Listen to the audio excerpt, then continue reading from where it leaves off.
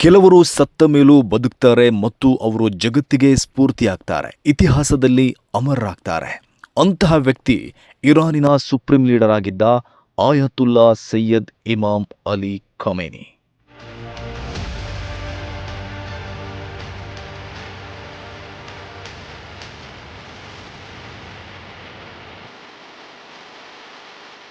ಇರಾನಿನ ಮಷಾದ್ನಿಂದ ಆರಂಭವಾದ ಅವರ ಪಯಣ ಕ್ರಾಂತಿಯ ವೇಳೆ ಜೈಲುಗಳ ನಡುವೆ ಗಟ್ಟಿಯಾದ ಅವರ ನಂಬಿಕೆ, ಸ್ಫೋಟದ ನಡುವೆ ಅವರಿಗೆ ಸಿಕ್ಕಿದ್ದು ಮರುಜನ್ಮ, ಯುದ್ಧದ ಹೊಗೆಯಲ್ಲಿ ರೂಪುಗೊಂಡ ಅವರ ನಾಯಕತ್ವ, ಕೊನೆಗೂ ಕ್ರಾಂತಿಯ ಮೂಲಕ ಉದ್ದೇಶ ಸಾಧಿಸಿದ ಆ ಧೀಮಂತ ವ್ಯಕ್ತಿ.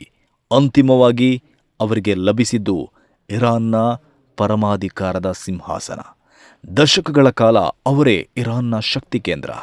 ಬೆಂಬಲಿಗರಿಗೆ ಅವರು ಕ್ರಾಂತಿಯ ರಕ್ಷಕ, ವಿಮರ್ಶಕರಿಗೆ ಅವರು ಕಠಿಣ ಆಡಳಿತಗಾರ. ಆದರೆ ಇತಿಹಾಸಕ್ಕೆ ಒಂದು ಯುಗವನ್ನ ನಿರ್ಧರಿಸಿದ ನಾಯಕ.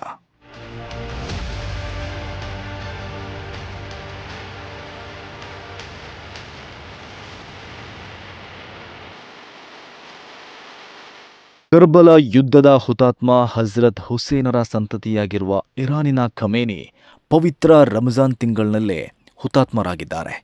ತಾನು ಪ್ರಾಣ ಬಿಡಲು ಸಿದ್ಧ, ಆದರೆ ಸಾಮ್ರಾಜ್ಯಶಾಹಿ ಶಕ್ತಿಗಳ ಮುಂದೆ ಯಾವ ಕಾರಣಕ್ಕೂ ತಲೆಬಾಗಲಾರೆ ಎಂದಿದ್ದ ಖಮೇನಿ ತನ್ನ ಮಾತಿನಂತೆ ನಡೆದುಕೊಂಡರು. ಸಾಮ್ರಾಜ್ಯಶಾಹಿ ವಸಾಹತುಶಾಹಿ ಶಕ್ತಿಗಳ ವಿರುದ್ಧದ ಹೋರಾಟಕ್ಕೆ ಹೊಸ ಪ್ರೇರಣೆ ಅಂದರೆ ಅದು ಅಲಿ ಖಮೇನಿ. ಇತಿಹಾಸದಲ್ಲಿ ಅವರ ಹೆಸರು ಕ್ರಾಂತಿಯ ಕಠಿಣ ಶಬ್ದದೊಂದಿಗೆ, ವಿವಾದಗಳ ಘರ್ಜನೆಯೊಂದಿಗೆ ಮತ್ತು ಬೆಂಬಲಿಗರ ಭಕ್ತಿಯೊಂದಿಗೆ ಸದಾ ನೆನಪಾಗತ್ತೆ. ಮೊನ್ನೆ ತನಕ ಇರಾನಿನಲ್ಲಿದ್ದದ್ದು ಒಬ್ಬ ಖಮೇನಿಯಷ್ಟೇ, ಆದರೆ ಈಗ ಇರಾನಿನಲ್ಲಿರೋದು ಒಬ್ಬ ಖಮೇನಿಯಲ್ಲ, ಕೋಟಿ ಕೋಟಿ ಖಮೇನಿಗಳು. ಖಮೇನಿಯವರ ಅಂತಿಮ ದರ್ಶನಕ್ಕೆ, ಅವರ ಜನಾಜಾ ನಮಾಜ್ಗೆ ಸೇರಿದ್ದ ಜನರೇ ಅದಕ್ಕೆ ಸಾಕ್ಷಿ.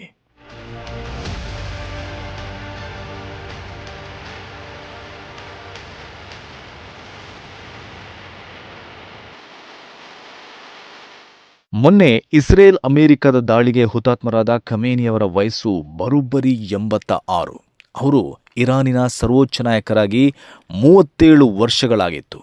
ಒಬ್ಬ ವಯೋವೃದ್ಧ ನಾಯಕ ತಾನು ನಂಬಿದ ಸಿದ್ಧಾಂತದಲ್ಲಿ ಅಚಲರಾಗಿದ್ದುಕೊಂಡು ಸಾಮ್ರಾಜ್ಯಶಾಹಿ ಮತ್ತು ವಸಾಹತುಶಾಹಿ ಶಕ್ತಿಗಳ ಜೊತೆ ರಾಜಿಯಾಗದೆ ರಣರಂಗದಲ್ಲಿ ಹೋರಾಡಿ ಎದುರಾಳಿಗಳ ಬಾಂಬ್ಗೆ ಎದೆಯೊಡ್ಡಿ ಹುತಾತ್ಮರಾದ ಅಲಿ ಖಮೇನಿ ಒಂದು ಯುಗಕ್ಕೆ ಪ್ರೇರಣೆಯಾಗುವ ಮೂಲಕ ತನ್ನ ಯುಗಾಂತ್ಯ ಕಂಡರು.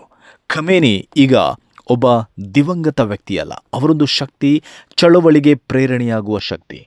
ಜಾಗತಿಕ ಪ್ರತಿರೋಧಕ್ಕೆ ಅವರೇ ಈಗ ದೊಡ್ಡ ಐಕಾನ್.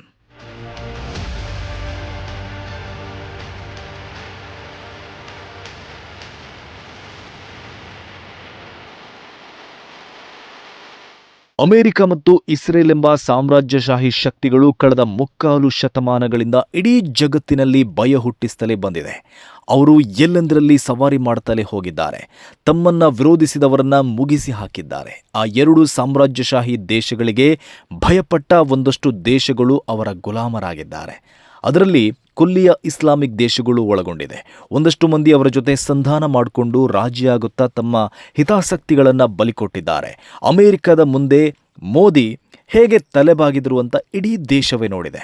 ಇನ್ನು ಅನೇಕ ಬಲಾಢ್ಯ ದೇಶಗಳ ನಾಯಕರು ಕೂಡ ಸೈಲೆಂಟ್ ಆಗಿದ್ದಾರೆ. ಹಾಗಿರುವಾಗ ಒಬ್ಬ ಖಮೇನಿ ಸಾಮ್ರಾಜ್ಯಶಾಹಿಗಳ ವಿರುದ್ಧ ಕಳೆದ 35 ವರ್ಷಗಳಿಂದ ತೊಡೆತಟ್ಟಿ ನಿಂತಿದ್ದಾರೆ. ಆ ಸಾಮ್ರಾಜ್ಯಶಾಹಿಗಳನ್ನೇ ಬೆದರಿಸಿದ್ರು, ಅವರಿಗೆ ತಲೆನೋವು ತಂದಿಟ್ಟಿದ್ರು. 86 ವರ್ಷದ ವಯೋವೃದ್ಧ ನಾಯಕ 3.5 ದಶಕಗಳ ಕಾಲ ಸಾಮ್ರಾಜ್ಯಶಾಹಿ ಶಕ್ತಿಗಳ ವಿರುದ್ಧ ಧೀರವಾಗಿ ನಿಂತು ಹೋರಾಡಿ ಕೊನೆಗೆ ಹುತಾತ್ಮನಾಗುವುದು ಅಂದರೆ ಸುಲಭದ ಮಾತಲ್ಲ. ಅಂಥ ಖಮೇನಿ ಅವರ ತ್ಯಾಗ, ಬಲಿದಾನ ಇಡೀ ಜಗತ್ತಿಗೆ ಈಗ ಧೈರ್ಯದ ಉಸಿರು ಕೊಟ್ಬಿಟ್ಟಿದೆ. ಖಮೇನಿ ಮರಣ ಈಗ ಹೋರಾಟದ ಕಿಚ್ಚು ಹಚ್ಚಿದೆ, ಕ್ರಾಂತಿಗೆ ಬೆಳಕು ನೀಡಿದೆ, ಆಕ್ರಮಣಗಳ ವಿರುದ್ಧ ಸೆಟೆದು ನಿಲ್ಲುವ ಧೈರ್ಯ ತಂದುಕೊಟ್ಟಿದೆ. ಖಮೇನಿ ಮರಣ ಹೊಂದಿದ ಬಳಿಕ ಇರಾನಿನ ಪ್ರತಿರೋಧ 100 ಪಟ್ಟು ಹೆಚ್ಚಾಗಿದೆ. ಸಾಮ್ರಾಜ್ಯಶಾಹಿ ಶಕ್ತಿಗಳು ಮತ್ತು ಅವರ ಬೆಂಬಲಿಗರ ಮೇಲೆ ಇರಾನ್ ಮುಗಿಬಿದ್ದು ಹೋರಾಡ್ತಾ ಇದೆ.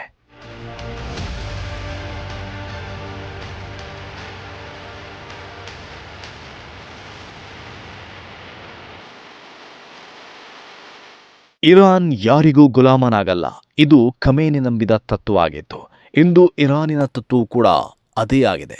ಇರಾನ್ ಜನರಿಗೆ ತಮ್ಮ ಸರ್ಕಾರದ ಮೇಲೆ 100 ದೂರುಗಳಿರಬಹುದು, ಆದರೆ ಅವರು ಪಶ್ಚಿಮ ದೇಶಗಳ ಕೈಗೊಂಬೆಯಾಗಲು ಸಿದ್ಧರಿಲ್ಲ. ಖಮೇನಿ ಇಲ್ಲದಿದ್ದರೂ ಇರಾನ್ ಆಡಳಿತ ಮತ್ತು ಇರಾನಿನ ಜನರು ಪಶ್ಚಿಮದ ಜೊತೆ ರಾಜಿಗೆ ತಯಾರಿಲ್ಲ. ಅವರ ಎದೆಯೊಳಗೆ ಈಗ ಖಮೇನಿ ಹಚ್ಚಿದ ಸ್ವಾಭಿಮಾನದ ಕಿಚ್ಚು ರೋಷಾಗ್ನಿಯಾಗಿದೆ. ಇರಾನ್ ಈಗ ಶತ್ರುಗಳ ಸಂಹಾರಕ್ಕೆ ನಿಂತಿದೆ. ಮಾಡು ಇಲ್ಲವೇ ಮಡಿ ಹೋರಾಟಕ್ಕೆ ನಿಂತಿದ್ದಾರೆ. ಯುದ್ಧದಲ್ಲಿ ಇರಾನ್ ಗೆದ್ರು ಚರಿತ್ರೆ, ಸೋತ್ರು ಚರಿತ್ರೆ.